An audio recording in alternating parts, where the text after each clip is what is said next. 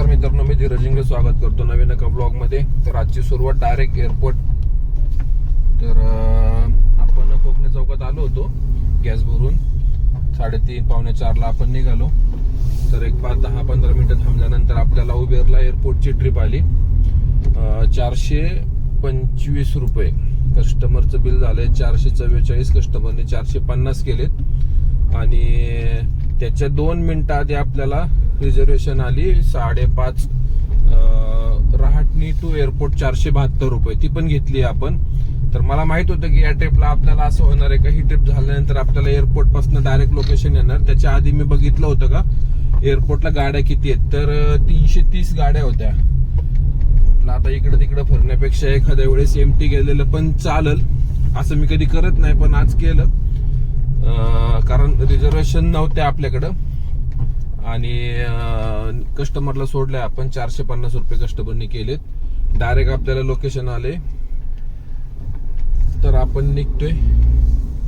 आणि आणखीन एक रिझर्वेशन आली होती आपल्याला 556 रुपये काहीतरी दाखवलं होतं, पण ती स्काय सिटी मानस लेक सरोवर तिकडे जायचं होतं एअरपोर्ट पासून.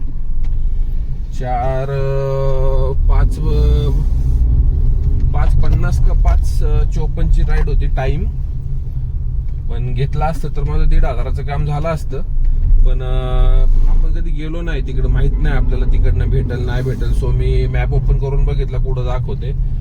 तर त्याच्यामुळं मग घेतली नाही, ट्रिप एक्सेप्ट नाही केली. तर आता इथनं आपल्याला डायरेक्ट लोकेशन आले. तर आपण आता डायरेक्ट निघतोय.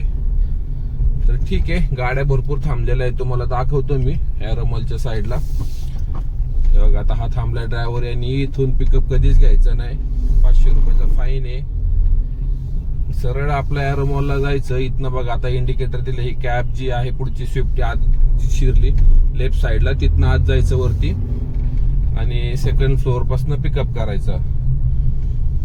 तर ठीक आहे, आता इथनं आपण आता डायरेक्ट निघतोय. तर आलोय आपण सोसायटीमध्ये. कोकणे चौकाच्या तिथेच होती पुढं आकाश गंगा सोसायटी. तर कस्टमरला कॉल केलाय. एक 11 मिनिटं आधी आपण पोहोचले.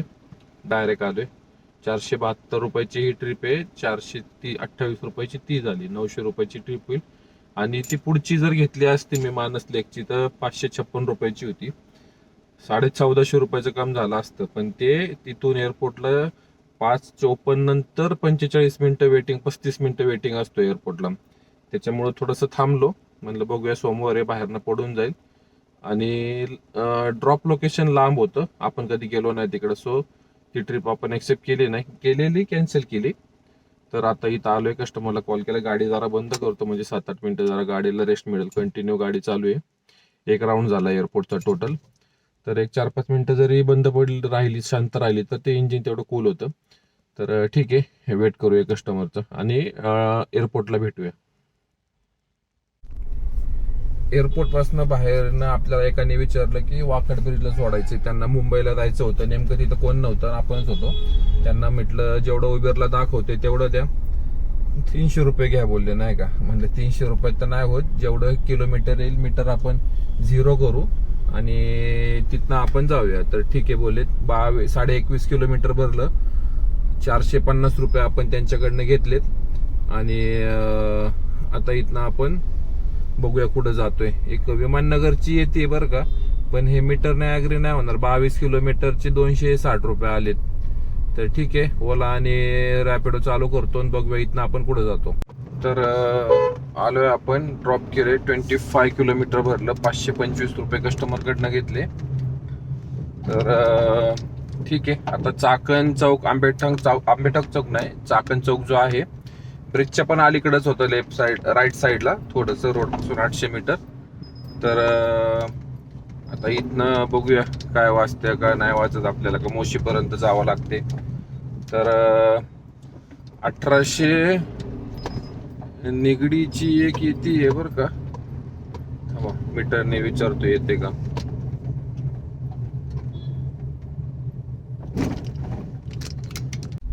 मोबाईल जरा रिसेट केला म्हणजे अँगल थोडा चेंज केला. तर इथनं 1 वाजली होती आता निगडी, पण एक्सेप्ट झाली नाही अनदर ड्रायव्हर. आणि 1 वाजले होते तालुका खेड 123 रुपये. 123 तर काय नाही, निगडी झाली असते मीटरने तर काम झालं असतं आपलं. बघूया आता. 1874 रुपयाचं आपलं काम झालं. 30 वाजती ओलाला पण तालुका खेड 92 रुपये आता तर ठीक आहे. 4 ट्रिप मध्ये आपला आज 1900 रुपयाचं काम झालंय, म्हणजे 26 रुपये कमी, फक्त 1900 रुपये.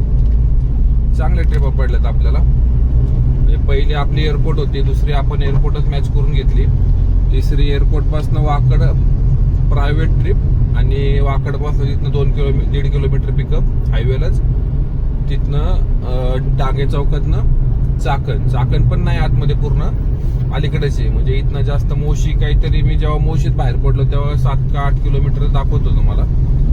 तर ठीक आहे, आता मोशीतनं पडायला पाहिजे. नाही पडली तर आपलं सावता माळेला मस्त मिसळ खातो मोशीमध्ये, आणि बघूया पुढं मग काय. एक ट्रिप झाली पाहिजे आणखी, असं म्हणजे एक नंबर काम होऊन जाईल. अशा ट्रिप जर पडल्या ना, 4-5 ट्रिप मध्येच आपलं 2-2.5 हजाराचं काम होते. आता मला तर आणखीन एक अशी जर ट्रिप पडली 300-400 रुपयाची तर कामच होऊन जाईल. पण शक्यता आता आहे ना कमी आहे थोडी, कारण आता उजळले आणि आता मीटरने नाही लवकर रेडी होत कस्टमर, थोडंसं वाट बघतं, कारण कॅब येतात मार्केटमध्ये थोडंसं या टायमिंगला. सो आणि थोडं मी आउटसाईडला पण आहे. चाकण म्हणजे हा सगळा MIDC एरिया झाला. MIDC एरियामध्ये अशा ट्रिप नाही पडत लवकर.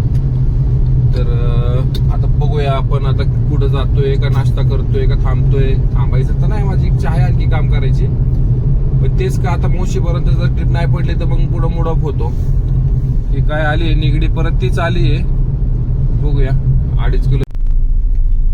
He is not coming with RTO rate, so he cancel the ride. Cancel केले भावाने आपल्या राईड. त्यांना म्हटलं मीटर प्रमाणे होईल सर रेट. नाही बोलले. तुम्ही मग ओला उबेरला का नाही सांगत? म्हणलं आम्ही सांगून कंटाळलोय आता,